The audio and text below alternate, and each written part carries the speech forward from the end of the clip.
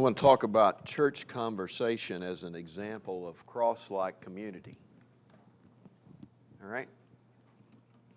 Church conversation as an example of Christlike community. If we take a look there at verse 12, Paul says, "Therefore, my loved ones, as you have always obeyed, not only in my appearing, but now even more in my absence, with fear and trembling, live out y'all's salvation. For God is working in y'all to will and to act for His good pleasure.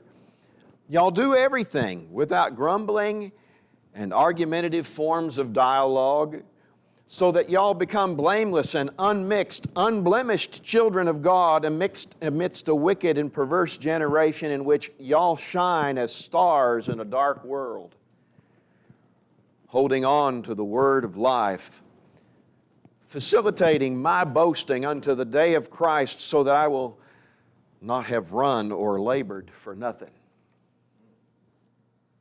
However, if I'm poured out on the sacrificial offering and worshipful service of your faith, I rejoice, and I will rejoice with all of you. And conversely, you all rejoice and rejoice jointly for me." This is amazing stuff. I think if we attend to the words really carefully and attend to the letter carefully, I think the Philippians are probably arguing about whether to continue supporting Paul's mission. I can't absolutely prove it, but I would lay big money on it. Maybe 10% of my retirement savings. Yeah? When Paul was appearing in Philippi, they shared with him. They sacrificed, the Macedonians did, the Philippians did, for Paul's projects. They were exemplary in this kind of thing. But even now that he's farther away, they are still sacrificially supporting him and helping him spread the word of Christ. And I want you to pay attention to verse 17 in particular. Paul says in the NIV, "But even if I'm being poured out like a drink offering," you know, priests used to take a drink offering and pour it out on the altar of burnt offering, okay? And so even if I'm being poured out like a drink offering, even if I really am going to be martyred here, I mean, he's in prison, right? But he's being poured out and martyred on the sacrifice and the service coming from your faith. It's as if the Philippians have made a sacrifice to God. That sacrifice is on the altar being burnt. And they've prayed in the midst of offering that sacrifice to God. And even if Paul is to be consumed, poured out on their sacrifice, right?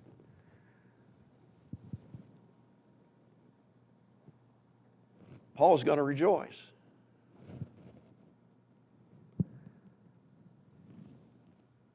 I think the Philippians had been making the sacrifice for this mission.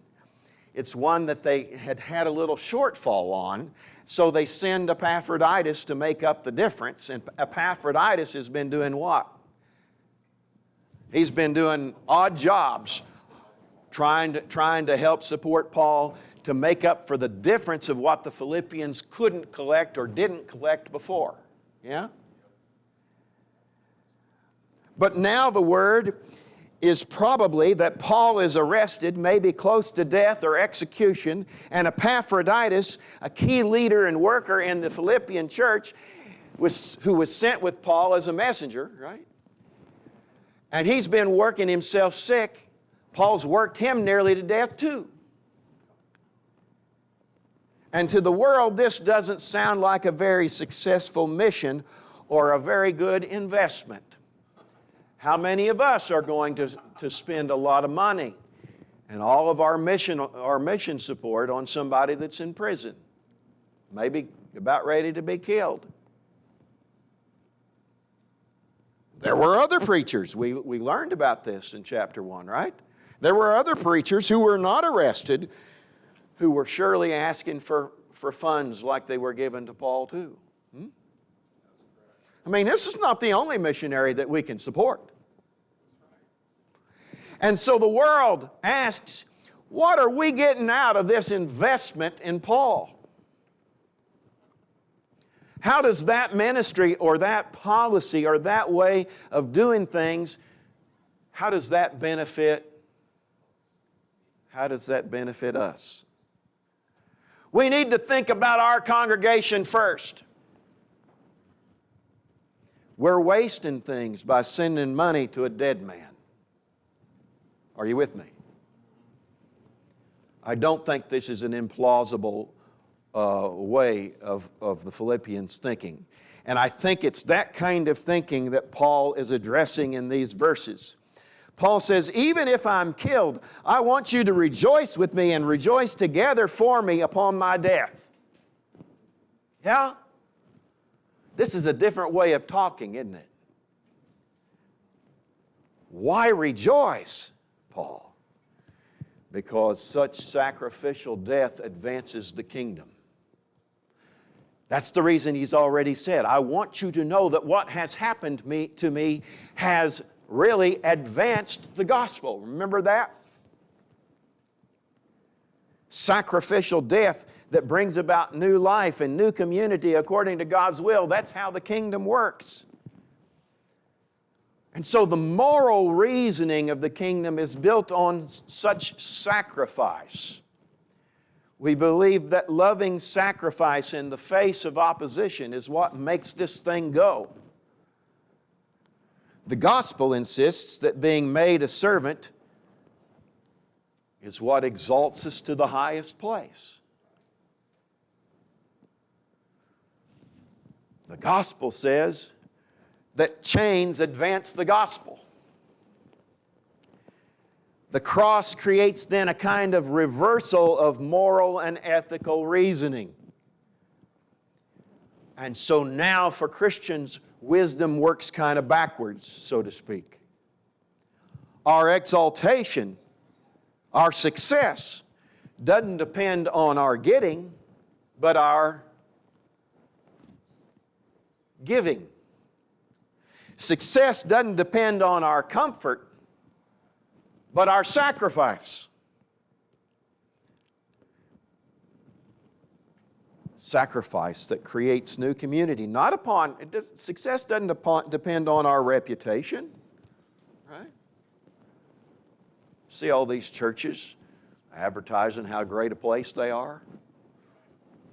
Yeah.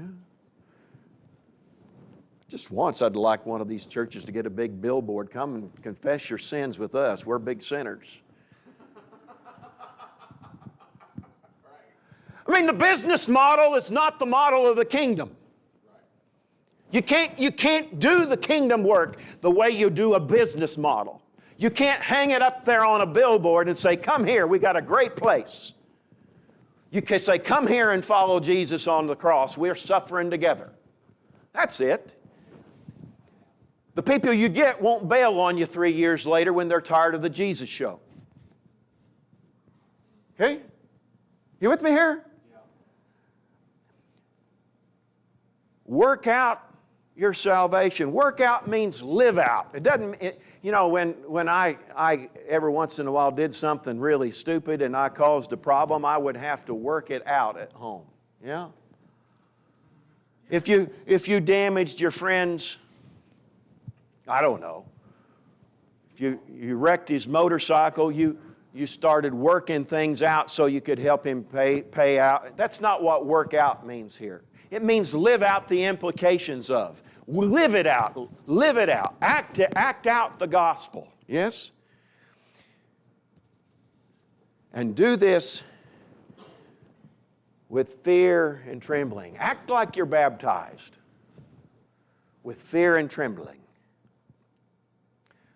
That phrase, fear and trembling, comes from Exodus 15 and verse 16, where the nations fear and tremble at the power of God who is bringing Israel out of the chains of Egypt, out of slavery from Egypt, and the people are having reverential fear of God's saving power to redeem those who are utterly captive. Yes? Paul is not saying in these verses, Kent, work out the implications of your being saved. Paul is not saying, Kent, God can work in your body and your mind by His Spirit so that you will and desire and act in ways that please God. That is all very true. That's just not what God is saying here. It is true individually for all Christians, yes. But God isn't telling us in this verse, Paul is not telling us in these verses that we in our individual lives ought not to be contentious and argumentative people. He's telling us in our conversation together, we don't argue. Now listen to me. Work out, live out your salvation with fear and trembling, for it is God who works in y'all. God is working in the church, yes? God works in the church. Y'all do everything without grumbling. The word grumbling here harkens back again to that Exodus passage Paul is working out of in these verses. The Israelite community grumbled, didn't they? Just a chapter later in Exodus 16:2, they grumbled against Moses and Aaron. They didn't like their wilderness wandering towards God's promise. They liked what they ate when they were kids. Now hear it. They liked what they ate when they were kids. And they longed for Egypt because it reminded them of their childhood.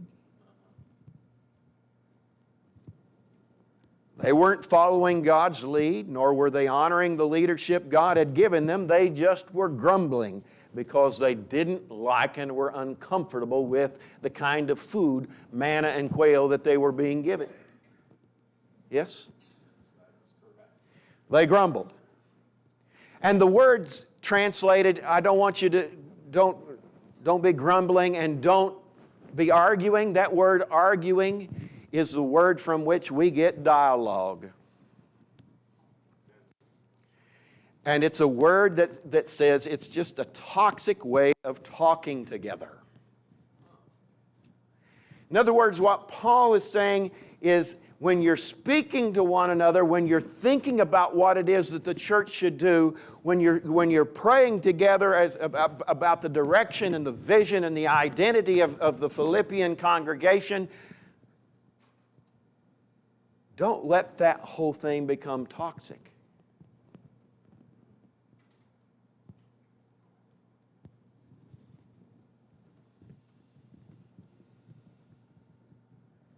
Your conversations together shouldn't be fearful or contentious so that you end up breaking friendships and losing respect for one another.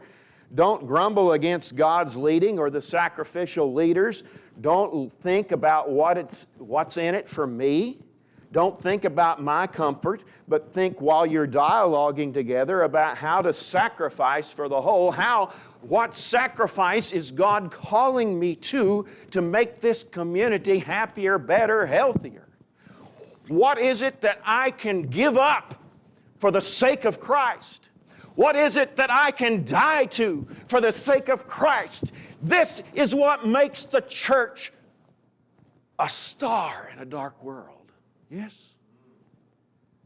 It's in this way that God, he says, God is working in you to desire and to act according to His good pleasure. When we learn to talk with one another, we are assured that God is in the conversation, for it is God who is working in us to want what God wants and to have the courage to do what pleases Him.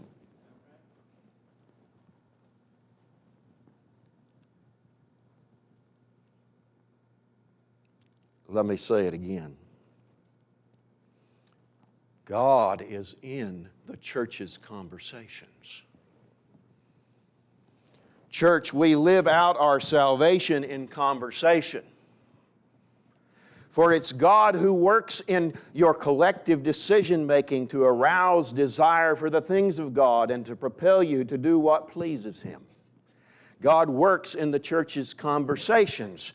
So rejoice. Even if what comes out of that conversational process is what? Sacrifice.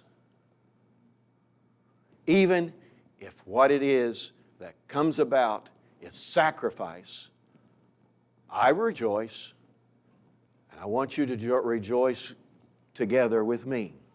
Yes? You get it? You get it? Yeah?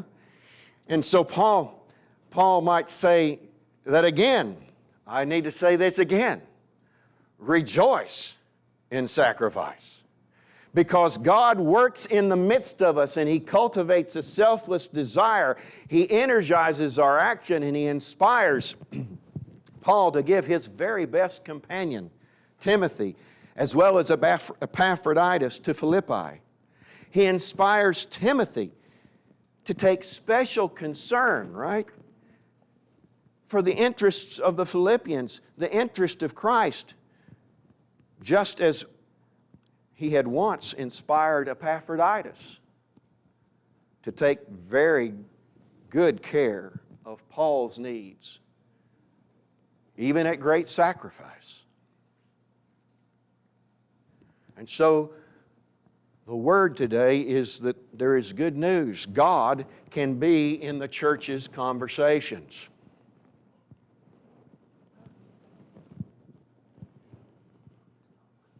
Early on in my ministry, I developed quite a significant distaste for church business meetings. Now, it's interesting that we would even use that terminology, right? Did you hear it? Business meetings. And we would even get up here and we would do things in some kind of, what's the name of the rules of order? Yeah, give me a book, chapter, and verse on that one. Yeah? If anything is an obvious importation of business rules and business cultures into the family and the organism of the living church, I don't know what is. Yeah? Don't get me wrong, I'm not against the rules of order in our church business meeting. Do I hear a second? Okay. In fact, I came to hate business meetings because they were widespread and overly formalized meetings where people expected decisions to be made on the spot. Are you with me here? Everybody's going to the business meeting because that's where the thing is going to be decided. Doesn't matter if we're in grave disagreement or not, the business rules say this is where it gets decided. Yeah? And all of this was without good habits of conversation all along preparing for the formal adoption of some policy. It felt like turning a family into a business. And so listen, business meetings were places where unhealthy conflict could erupt. And it could erupt very widely, with a wider audience than was necessary to be helpful. You know, Aaron and I have a disagreement. We don't need to air that disagreement in front of everybody. Now, maybe we have to draw some people in because it involves everybody. But, you know, Aaron and I are much more likely to patch things up and come to a better understanding if Aaron and I are talking about our raw feelings to one another. Yes? Yes, absolutely. Yeah. And so you have to build these habits and these kinds of things in terms of ongoing conversation all along. We needed informal, low-stakes conversations rather than business meetings, while renewing covenantal commitment to one another over months and, yes, even years. And sometimes that means decisions get made more slowly, right? But I didn't like business meetings for those reasons. Early in my ministry here, I worked to make places for this kind of conversation about identity and goals to be a reality. And when we tried to do this, one of the reactions was that we were trying to substitute conversation for formal leadership. You know what my response was? No. Churches in general have tried to replace conversation with business-like kind of leadership that shuts down conversation. And why do business-like leaders want to shut down conversation? Because business leaders have learned that most people have not learned how to talk in a cruciform and reflect in a cruciform, cross-like way, where you go and you enter into the conversation wondering, what is it that I can give up? What is it that I can surrender to the glory of God and the furtherance of this communion? Very, very few of us naturally do that. It's hard.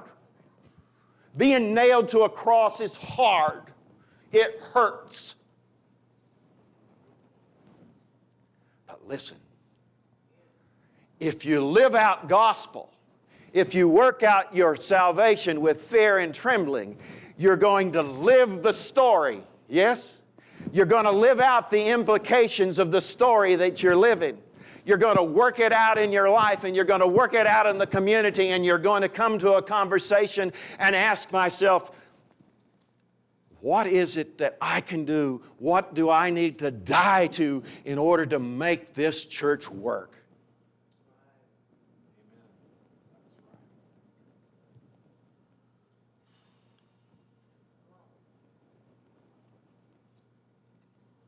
And so I said, too many of us have grown up in church where leadership structures were substitutes for conversation. And rather than sacrificial leaders leading and teaching us conversational habits, leaders shut down conversation and made controlling decisions, often meant to stifle all disagreement. And all too often, churches have developed those structures to shut down rather than open up conversation. Why? Well, it's just hard to learn. It's hard to learn. Many of us need to grow in the gospel. We need to practice confessing our sins and fears and sharing our hopes and sharing our fears and telling each other what we're afraid of, and ask one another to sacrifice for common goals of kingdom thriving. And that's a really hard discipline to learn. And too often the conversations devolve into fights because people think that if they are not comfortable with something, that means they've got a veto. Yeah? Because everybody knows that you ought to respect my comfort. No, we're on a road to the cross together. And the road to the cross is not comfortable. So I don't really want us to enter conversations thinking about, well, what am I comfortable with? I mean, I mean, that's a recipe for division from the outset. Yeah. And if something is decided that violates my comfort zone, then that means that it's always they then. The we becomes they. They really don't care about my feelings. And the whole thing gets interpreted as disrespect. And it reinforces the bad message that conversation is dangerous and not helpful. And I don't say any of this bitterly, because every one of us in this room today knows exactly how natural and easy it is to fall into that.